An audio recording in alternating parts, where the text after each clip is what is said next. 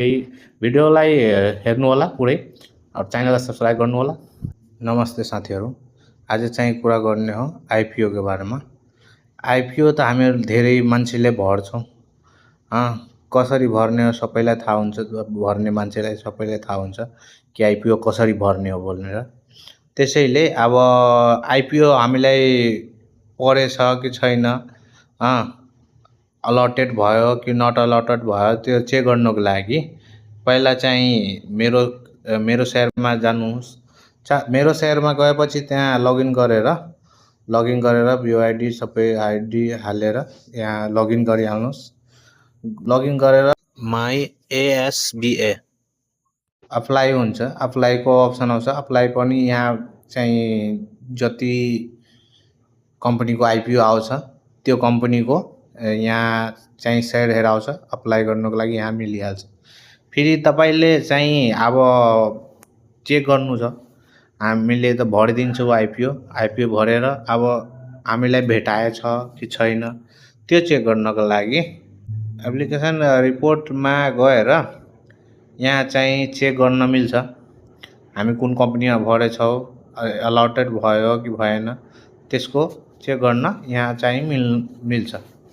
अब यहाँ चाहिँ यस्तो पनि हुन्छ, अहिले चाहिँ नयाँमा चाहिँ भर्नु भएछ भने यहाँ हेराइदिन्छ तपाईँलाई कि भेरिफाइड छ, तपाईँको अमाउन्ट ब्लक भइसकेछ ब्याङ्कबाट, बाँकी भेरिफाइड छ यो आइपिओ। तपाईँले भन्नुभएको आइपिओ तपाईँको अलटेड भए छैन, भेरिफाइड भइसक्यो पहिला नयाँमा भरेको बेलामा।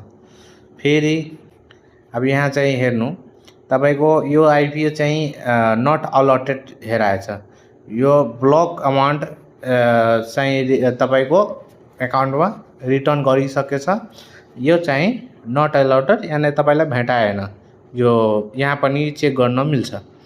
फेरि तपाईँको जुन कम्पनीको तपाईँलाई भेटाएछ यसमा मैले चाहिँ आइपिओ भरेको थिएँ, मलाई चाहिँ मिलेछ, अलटेड भएछ।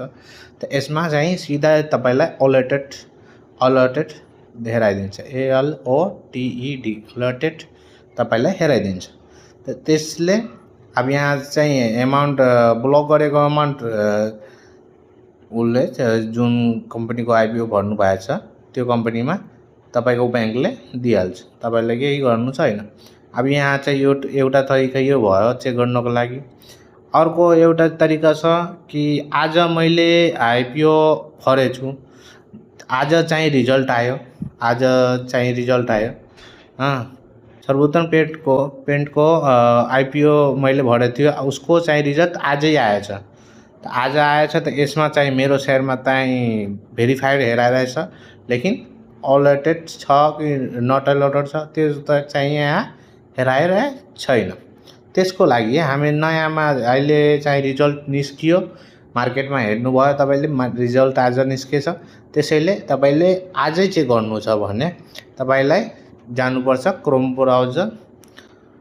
ब्राउजरमा गएर यहाँ चाहिँ तपाईँलाई सर्च गर्नुपर्छ IPO result .cdsc.com NP। Okay, यो सर्च गरेर तपाईँ सिधा जानु। मेरो सेयरको पोर्टल चाहिँ यस्तै खुल्छ। त यहाँ चाहिँ तपाईँले हेर्न सक्नुहुन्छ। यहाँ चाहिँ मैले आफ्नो बिओआइडी नम्बर हालिदियो।